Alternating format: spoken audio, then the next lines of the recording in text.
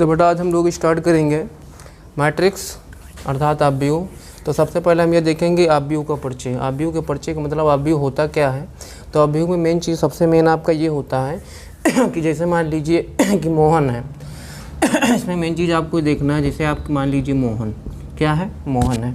तो मोहन जो है 2 दिन, आप मान लीजिए कि आपका ये हो गया, आपका दिन हो गया। तो मोहन 2 दिन, मोहन यानी 2 दिन। 2 दिन में जो है मान लीजिए आपका ये हो गया, जैसे आपका हो गया घंटा। ये क्या हो गया, घंटा। जैसे मान लीजिए मोहन ने किसी काम को 2 दिन जो है 2 दिन मान के चलिए कि पर डे जो है 2 दिन तक जो है मान के चलिए कि 15 घंटे काम किया। कितने घंटे काम किया। और यही कार्यक्रम मान लीजिए आप यहाँ पे बोल सकते हैं सोहन हो गया। कौन हो गया, सोहन। तो सोहन क्या करता है कि 3 दिन जो है किसी काम को 12 घंटे करता है। कितने घंटे करता है, 12 घंटे करता है। और मान लीजिए जैसे आपका हो गया राम। कौन हो गया, राम हो गया। राम क्या करता है कि 4 दिन, कितने दिन, 4 दिन किसी काम को जो है 7 घंटे करता है। तो मैट्रिक्स का मतलब ये होता है आव्यूह की स्थिति क्या होती है इसमें। तो इसी कार्यक्रम को हम क्या करते हैं, हम लोग जो है इसको आप कुछ नहीं करते, केवल ऐसे कर देते हैं। उसके बाद आप कर देते हैं 2, उसके बाद 15 हो जाता है। ऐसे राइट करना पड़ता है आपको। उसके बाद यानी 2, मोहन का 2 दिन, यानी कि मोहन ने 2 दिन जो है कितने घंटे काम किए, 15 घंटे काम किए। बाकी इसमें आपको कुछ करना नहीं है। उसी क्रम में हम क्या करेंगे, सोहन। तो सोहन ने क्या किया, 3 दिन तक अर्थात 3 दिन जो है लगातार 12 घंटे काम किया। तो आपको हो जाएगा 3, उसके बाद 12 हो गया। राम का क्या हुआ भाई, राम ने 4 दिन तक जो है कितने घंटे काम किए, 7 घंटे तक काम किए। तो आप ऐसे इसको आप कर सकते हैं, तो कोई दिक्कत नहीं होनी चाहिए। यानी कहने का मतलब ये है कि जो आव्यूह का कार्यक्रम होता है, किसने क्या किया, कितने कार्यक्रम में किया। तो इसमें मेन कार्यक्रम आपका ये होता है कि आव्यूह की स्थिति क्या होती है। जैसे मान लीजिए मोहन, सोहन, राम, राधा, गीता, सीता हो गया, किसी काम को किया। तो ये कार्यक्रम आप इस प्रकार से आप दर्शा सकते हैं। तो आव्यूह का मेन कार्यक्रम यही होता है कि किसी को सही सांचे में आप डाल सकते हैं। मेन तरीका ये होता है। दूसरी स्थिति इसमें क्या होती है, इसी में आपको अभी हम आगे बताएंगे कि जैसे स्थिति आपकी ये हो गई। तो जो क्षैतिज स्थितियाँ आपकी अगर ऐसे होगी, जो क्षैतिज कार्यक्रम होता है इसको आप बोलते हैं पंक्ति बोलते हैं। इसको आप क्या बोलते हैं, पंक्ति बोलते हैं भाई। इसको आप पंक्ति बोलते हैं। तो जैसे जो ये कार्यक्रम आपका हुआ, जो ये आपका कार्यक्रम हुआ, इसको आप पंक्ति बोलते हैं। और पहले नंबर पे है तो इसको आप बोलते हैं R1 बोलते हैं। कोई दिक्कत नहीं होनी चाहिए। उसके बाद क्या होता है, जो आपका ये सेकंड नंबर पे है, तो सेकंड नंबर का कार्यक्रम क्या होता है, इसको आप बोलते हैं R2 बोलते हैं। कोई दिक्कत नहीं होनी चाहिए। जो आपके थर्ड पोजीशन पे है, आपका थर्ड पे जो है, इसको आप बोलते हैं R3। क्या होता है, R3 होता है।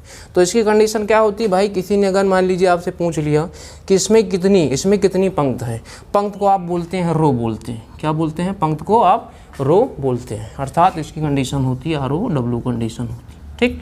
तो यहाँ पे आपका क्या होता है, जो फर्स्ट आपकी होगी R1 होगा, जो सेकंड आपकी होगी R2 होगा, और जो आपकी क्या होगी, जो आपकी थर्ड होगी, इसको आप R3 बोलेंगे। और इसी क्रम में आपका जो ऊर्ध्वाधर की कंडीशन होगी, जो आपकी ऐसी अर्थात ऐसी रेखा जो नीचे से ऊपर की ओर होगी, इसको आप बोल सकते हैं अस्तंभ बोलते हैं। क्या बोलते हैं, अस्तंभ बोलते हैं। अस्तंभ अर्थात कॉलम यानी C। तो जो आपका ये कार्यक्रम होगा ऊपर से नीचे की ओर, जो ये कार्यक्रम होगा, इसमें जैसे देखिए, तो इसका कार्यक्रम होता है पहला कॉलम, तो इसको बोलेंगे C1। इसी कार्यक्रम में आपका जो आपका दूसरा कॉलम है, तो इसको आप बोल सकते हैं C2। तो इसमें आपको कोई दिक्कत नहीं होनी चाहिए। तो यानी आव्यूह का मेन कार्यक्रम यही होता है। इसी के अंतर्गत आपका क्या आता है भाई, इसी के अंतर्गत आपका आता है कोटि आता है। मान लीजिए किसी ने आपसे पूछ लिया भैया कोट क्या होती है, तो आप यहाँ पे क्या बोल सकते हैं, अर्थात M×N। अर्थात जो M×N की स्थिति होती है वो कोट होती है। M का मतलब आपका क्या होता है, M का मतलब आपका होता है पंक्ति से होता है। किससे होता है, M का मतलब पंक्ति से होता है। ठीक। और उसके बाद जो N आपका होता है, आपका होता है स्तंभ। कोई दिक्कत नहीं होनी चाहिए। समझ में आया इतना। यानी कहने का मतलब ये कोट का मतलब होता है M×N। पहले आपकी पंक्ति होगी, उसके बाद N का मतलब हो गया स्तंभ। क्योंकि जाहिर सी बात आप जान सकते हैं कि अगर पंक्ति नहीं होगी अर्थात नीचे क्या मेन आधार नहीं होगा, तो जाहिर सी बात है स्तंभ का विकास नहीं होगा। तो जो सबसे अर्थात स्टार्टिंग जो आपकी होगी वो आपका पंक्ति होगा, और पंक्ति के बाद जो आपका होगा वो होगा स्तंभ होगा। ठीक। ये कार्यक्रम इसमें आपको इतना, यानी कि परिचय आव्यूह का जो मेन कार्यक्रम इतना है वो इतना है। बाकी इसी क्रम में हम लोग चलते हैं आव्यूह, अर्थात आव्यूह के प्रकार क्या होते हैं, आव्यूह की स्थितियाँ क्या होती है, तो उसके विषय में हम लोग बताते हैं। भाई इसको थोड़ा सा देख लीजिए, कोई दिक्कत नहीं होनी चाहिए। इसको हम इरेज कर देते हैं। कुछ चीज़ें आपको हम बताते हैं अभी। तो तो ये तो आपका हो गया आव्यूह का परिचय हो गया। इसमें कोई दिक्कत आपको नहीं होनी चाहिए। जहाँ पर भी आपको कोई दिक्कत हो आप कमेंट्स कर सकते हैं। इसकी कंडीशन क्या होती है, सबसे पहले आपको हम बताएंगे क्षैतिज। सबसे पहले हम आपको बताएंगे क्षैतिज आव्यूह। क्या होता है भाई, क्षैतिज आव्यूह। तो सबसे पहले आपको ये देखना है कि क्षैतिज आव्यूह की स्थिति क्या होती है। तो क्षैतिज आव्यूह का मतलब ये होता है कि अर्थात इसमें स्थितियाँ क्या होती है कि अर्थात जिसमें आपके अर्थात जिस आव्यूह में कोई भी आव्यूह हो, यानी मतलब ये है कि जिस आव्यूह में किसमें जिस आव्यूह में पंक्तियों की किसकी भाई पंक्तियों की जिस आव्यूह में पंक्तियों की संख्या किसकी संख्या जिस आव्यूह में पंक्तियों की संख्या स्तंभ की संख्या से, यानी कहने मतलब ये है कि ऐसा आव्यूह है कि जिसमें पंक्तियों की संख्या स्तंभों की संख्या से कम हो। यानी कहने मतलब ये कि जिस आव्यूह में पंक्तियों की संख्या स्तंभ की संख्या से क्या हो, स्तंभ की संख्या से कम हो। क्या हो भाई, यानी कि ऐसा कोई आव्यूह आप ले लीजिए कि जिसमें पंक्ति की संख्या जो है स्तंभ की संख्या से कम हो तो उसे क्या बोलेंगे भाई, उसे आप बोल देंगे क्षैतिज आव्यूह। उसे क्या बोलेंगे भाई, क्षैतिज आव्यूह बोलेंगे। इसमें आपको कोई दिक्कत नहीं होनी चाहिए। उसे क्षैतिज आव्यूह कहते हैं। अर्थात इसको आप बोल सकते हैं कि अर्थात m गुणे n एक ऐसा आव्यूह, m गुणे n एक आव्यूह, अर्थात m गुणे n का एक ऐसा आव्यूह जिसमें क्या बोल सकते हैं, जिसमें अर्थात m की कंडीशन क्या होती है, अर्थात स्तंभों की संख्या जो है कम हो। यानी कहने मतलब ये कि अभी हमने ये बताया कि m जो होता है क्या होता है भाई, m जो होता है पंक्त होती है, m क्या होता है पंक्त होती है। उसके बाद n क्या होता है भाई, n आपका स्तंभ होता है। यानी कहने मतलब ये है कि अर्थात m गुणे n का एक ऐसा आव्यूह हो जिसमें क्या, जिसमें m, यानी कहने मतलब क्या कि जिसमें m जो है कम हो, किससे, जिसमें m किससे कम हो, m कम हो किससे कम हो भाई, m कम हो n से कम हो। यानी कहने का मतलब ये है कि m का मान अर्थात जो पंक्त जो हो वह स्तंभ से कम हो। तो इसको आप ये भी कर सकते हैं। इस कंडीशन में आप यहाँ पे देख सकते हैं, सपोज दैट जैसे मान लीजिए कि पंक्त कम हो स्तंभ से, तो 1 आपका हो गया, 2 हो गया, 1 2 हो गया, ओके। उसके बाद क्या हो गया भाई, 3 हो गया। उसके बाद क्या हो गया, 4 हो गया, 5 हो गया, 6 हो गया। अब इसकी स्थिति क्या होती है भाई, देखिए तो इसमें इसकी वैल्यू क्या है, इसको आप कर सकते हैं कि m लेस देन n, यानी इसका मतलब ये हुआ कि m का जो मान है वो n से बड़ा है, m का मान जो है वो n से बड़ा है। अर्थात इसको आप क्या कर सकते हैं, इसमें देखिए क्या ज़्यादा है, तो इसमें आप एक चीज़ ये इसमें ये जान रहे हैं कि पंक्त कितनी पंक्त है भाई। तो इसमें जो पंक्त दी गई है 1 और 2, इसमें कितनी पंक्त है, 2 पंक्त है। उसके बाद कितने स्तंभ है, 3 स्तंभ है। तो सबसे पहले आप पंक्त लिखेंगे, तो पंक्त आप कितने लिखेंगे, 2 गुणे 3, इसको आप लिख सकते हैं।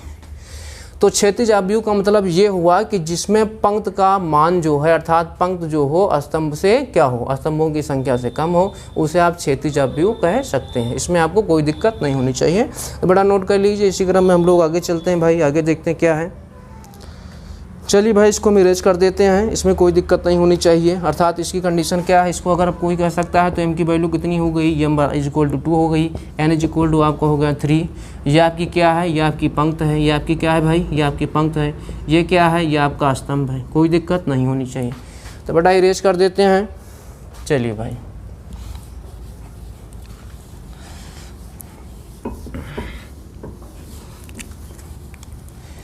ये आपका क्या हुआ, तो ये आपका जो है हो गया, ये आपका हो गया क्षैतिज आव्यूह। क्या हो गया, क्षैतिज आव्यूह। चलिए भाई इसी क्रम में हम लोग चलते हैं। दूसरा आपका हो जाएगा कौन सा आव्यूह, ऊर्ध्वाधर आव्यूह। ऊर्ध्वाधर आव्यूह ऊर्ध्वाधर आव्यूह क्या होता है भाई, कि वह आव्यूह क्या होगा भाई, कि वह आव्यूह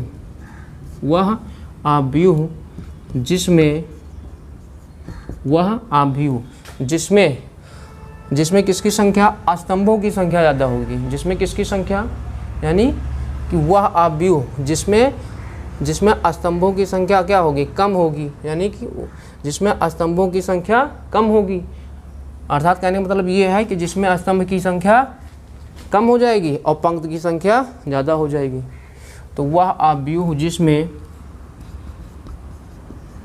स्तंभों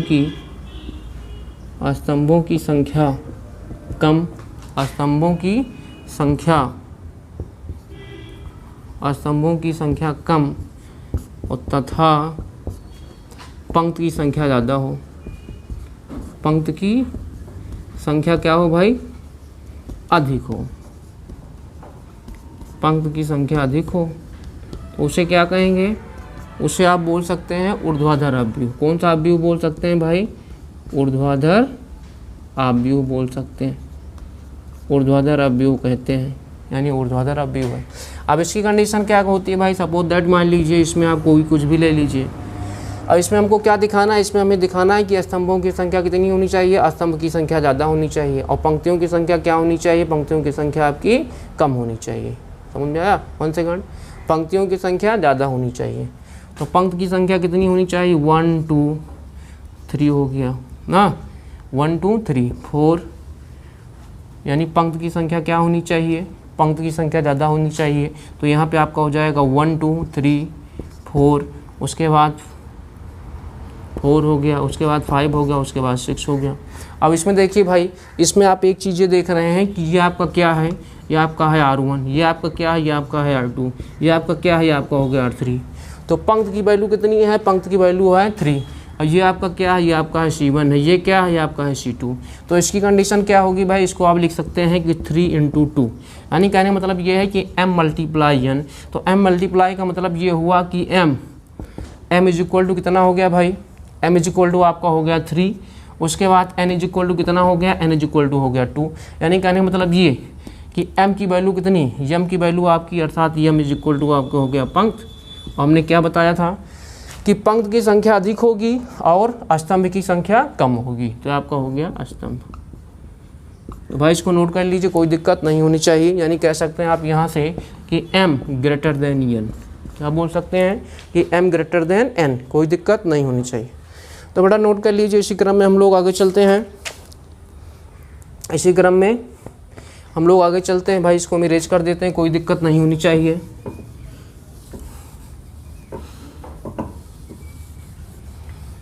तो इसी क्रम में हम लोग ने क्या बताया, इसी क्रम में हम लोग आपको बता चुके हैं, यानी कि क्षैतिज आव्यूह हो गया और क्षैतिज आव्यूह हो गया और ऊर्ध्वाधर आव्यूह हो गया ना। उसके बाद आप देखेंगे वर्ग आव्यूह। कौन सा आव्यूह होता है भाई, कि वर्ग आव्यूह।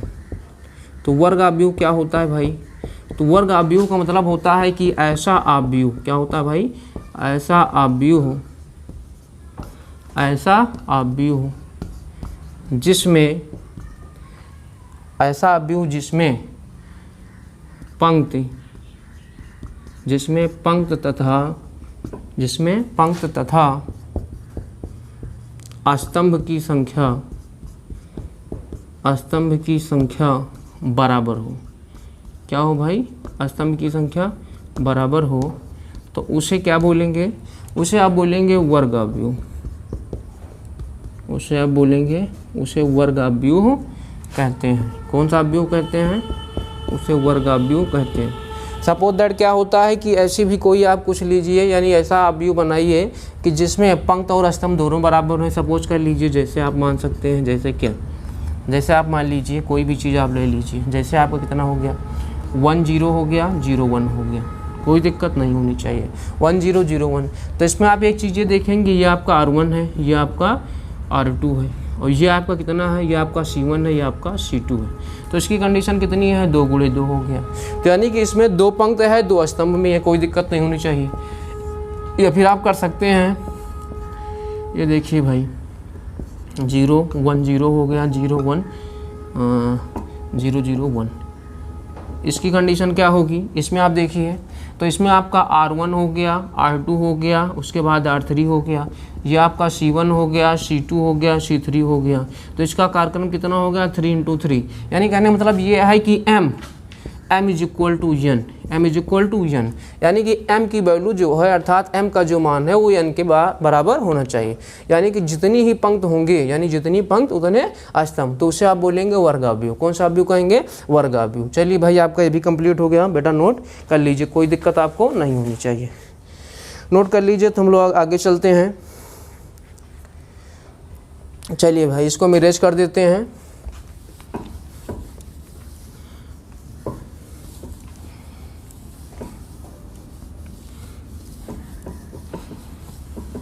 चलिए भाई इसी क्रम में हम लोग, ये आपका क्या वर्गाव्यूह कंप्लीट हुआ। इसी क्रम में हम लोग चलते हैं पंक्ति अव्यूह। पंक्ति अव्यूह, पंक्ति अव्यूह देखिए भाई क्या होता है कि वह अव्यूह, क्या होता है भाई, वह अव्यूह जिसमें केवल एक, वह अव्यूह जिसमें केवल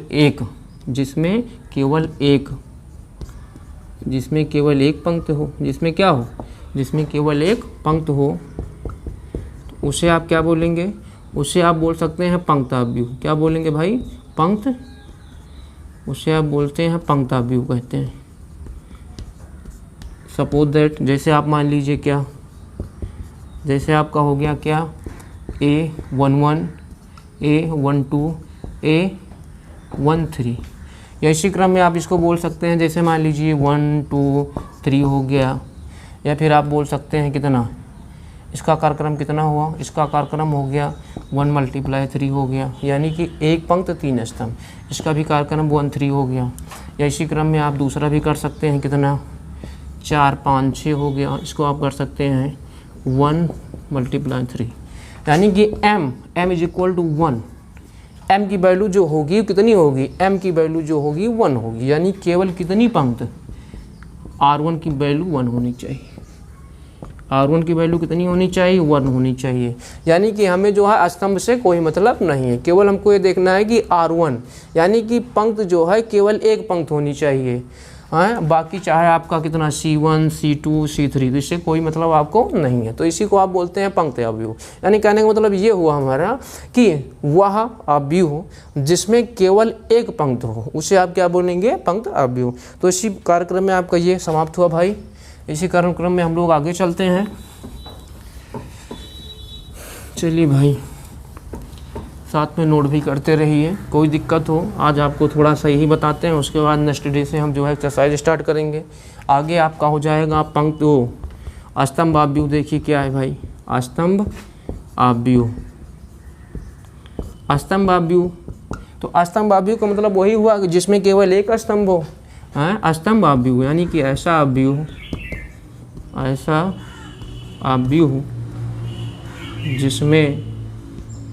जिसमें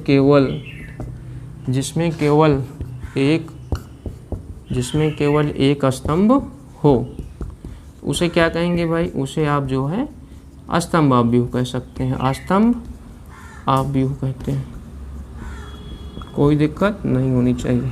यानी कहने का मतलब ये कि ऐसा अव्यूह जिसमें केवल एक ही स्तंभ हो, उसे आप क्या बोलेंगे, स्तंभ अव्यूह बोलेंगे। सपोज दैट, जैसे आप मान लीजिए जैसे 11 12 13, ओके। अब इसमें देखिए भाई, इसमें कितने हैं, अब इसमें कितना, पहले पंक्त होता है तो इसको बोल सकते हैं कि 3 × 1, कैसे भाई। अब इसमें देखिए इसमें कितने स्तंभ हैं, तो स्तंभ कितना है भाई, स्तंभ जो है आपका एक है अर्थात C1 है, और पंक्त कितनी है, पंक्त आपका है R1 है, R2 है और R3 है। इसमें कोई दिक्कत आपको नहीं होनी चाहिए। यानी कहने मतलब कि स्तंभ जो हो केवल एक हो और पंक्त जो है चाहे जितनी हो, इससे कोई मतलब नहीं। सपोज दैट मान लीजिए 1 2 3 हो गया, तो 1 2 3 यानी कितनी पंक्त है, यानी 3, स्तंभ कितना, एक है। यानी कहने मतलब m की वैल्यू कितनी होनी चाहिए, पहले क्या होता है m की वैल्यू कुछ भी हो, लेकिन n की वैल्यू कितनी होनी चाहिए, n की वैल्यू जो होनी चाहिए 1 होनी चाहिए, क्योंकि इसका क्रम हमने बताया कि m × n होता है। ना। तो इसमें जो n होगा, n की वैल्यू 1 होनी चाहिए, अर्थात n पहले पंक्त होता है फिर स्तंभ होता है, यानी स्तंभ का मान 1 होना चाहिए, यानी कि एक स्तंभ होना चाहिए, बाकी चाहे आपका जो हो। जैसे आपका कितना हो गया, R1 हो गया, कितना हो गया भाई R2 हो गया, कितना हो गया भाई R3 हो गया, ये आपका कितना हो गया C1 हो गया। तो इसी क्रम में स्तंभ अवयव आपका कंप्लीट हुआ, कोई दिक्कत नहीं होनी चाहिए, बेटा नोट कर लीजिए। इसी क्रम में हम लोग आगे चलेंगे, इसी क्रम में हम लोग आगे चलेंगे। इसको हम इरेज कर देते हैं।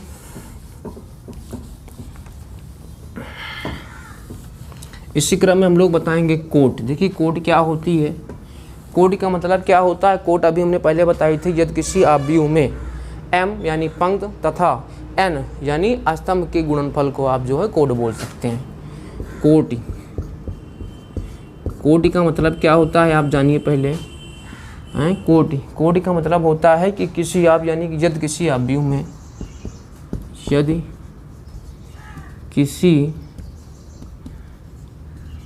अवयव में m पंक्ति, क्या m पंक्ति तथा n स्तंभ का गुणनफल हो, क्या हो, गुणनफल हो, तो उसे कोड बोलेंगे। क्या बोलेंगे भाई, उसे कोड बोलेंगे। यानी कहने का मतलब ये है कि यदि किसी अवयव में यम पंक्त हो, यानी पंक्त को हम यम से डिनोट करते हैं, उसके बाद n स्तंभ हो, दोनों को मल्टीप्लाई कर दिया जाए, दोनों को क्या कर दिया जाए, दोनों को आप मल्टीप्लाई कर दिया जाए, तो उसे हम कोड कहेंगे। सपोज दैट क्या कर दिया जाए, जैसे आपको कर दिया जाए A11 A12 हो गया, 21 और 22 हो गया, ठीक। तो इसकी कोट कितनी होगी भाई, तो कोटि, कोटि का मतलब ये होता है कि पंक्ति, क्या होता है, पंक्ति। तो पंक्ति का मतलब हो गया यम गुणे स्तंभ, स्तंभ का मतलब हो गया यन। यानी अगर इससे कह दिया जाए कितना, तो भाई इसमें देखिए, इसमें पंक्त कितने हैं, ये आपका कितना है, ये आपका पंक्त है R1 हो गया, R2 हो गया, उसके बाद ये क्या है भाई आपका C1 हो गया, या आपका C2 हो गया।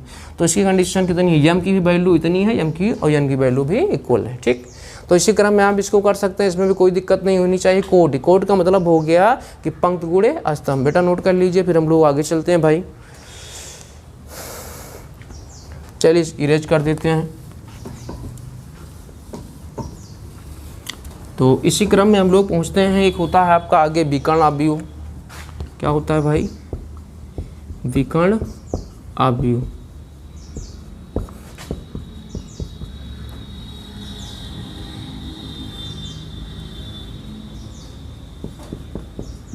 ऐसा अवयव जिसमें विकर्ण को छोड़कर, किसको छोड़कर, विकर्ण को छोड़कर, जिसमें विकर्ण को छोड़कर अन्य सभी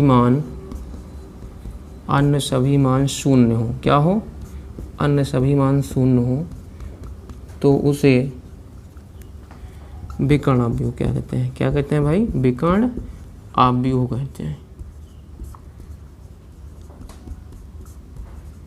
विकर्ण अवयव, विकर्ण अवयव का मतलब क्या होता है कि केवल विकर्ण जो है आपका शून्य नहीं होना चाहिए। तो जैसे हो गया 1 0, कितना हुआ 1 0 0 1, तो इसमें आपका जो ये होगा, ये आपका विकर्ण कहलाएगा। क्या कहलाएगा, विकर्ण कहलाएगा।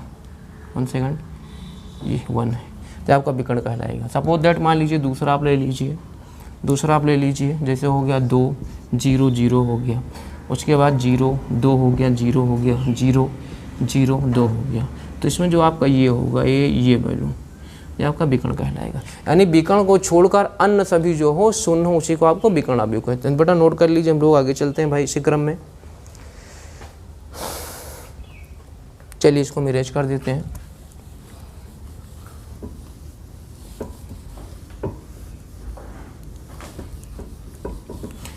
तो इसी क्रम में आपका विकर्ण अवयव हुआ। उसके बाद देखते हैं एक होता है अदिश अवयव। अदिश अवयव देखिए क्या होता है। तो इसमें क्या होता है, ऐसा अवयव जिसमें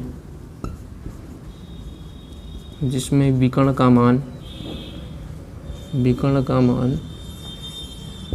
का मान बराबर हो, अर्थात एक जैसा हो, उसे एक जैसा हो तथा अन्य मान शून्य हो, उसे विकर्ण अवयव कहते हैं। कौन सा अवयव कहते हैं? विकर्ण अवयव, उसे विकर्ण अवयव कहते हैं।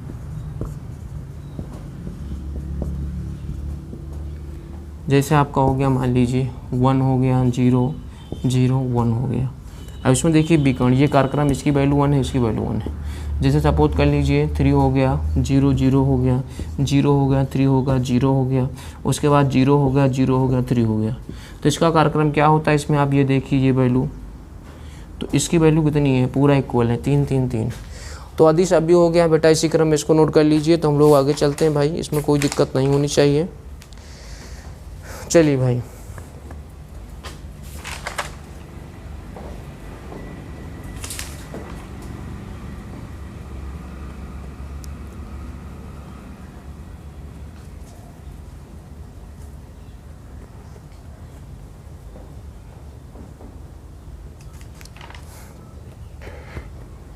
इसी क्रम में हम लोग आगे चलेंगे।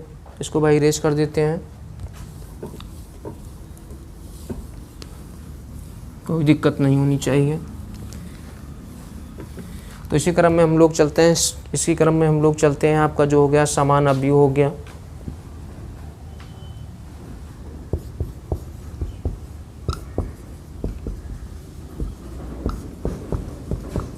तो समान अवयव की कंडीशन क्या होती है कि आप मान के चलिए कि 2, अर्थात कहने का मतलब ये है कि 2 अवयव समान होंगे यदि उनके संगत जो है अवयव समान हो। 2 अवयव समान होंगे, क्या होंगे? समान होंगे यदि उनके संगत अवयव समान हो, अवयव क्या हो? समान हो। सपोज दैट मान लीजिए 1 2 3 4 हो गया, इधर आपका हो गया कितना हो गया? P Q R S हो गया। तो यहाँ से कंपेयर कर दीजिए, तो P की वैल्यू कितनी हो गई? 1 हो गई, Q की वैल्यू 2 हो गई, इसी क्रम में R की वैल्यू 3 हो गई और S की वैल्यू आपकी हो गई 4 हो गई। ये कार्यक्रम हो गया भाई, इसको नोट कर लीजिए। इसी क्रम में हम लोग आगे चलते हैं। इसके बाद आपका आता है शून्य अवयव। तो शून्य अवयव का मतलब आप ऐसे ही जान लीजिए, शून्य अवयव का मतलब होता है कि ऐसा अवयव हो जिसके सभी तत्व शून्य हो, उसे शून्य अवयव कहते हैं। इसमें कोई दिक्कत नहीं है। तो इसी क्रम में बेटा आज कंप्लीट हुआ। कल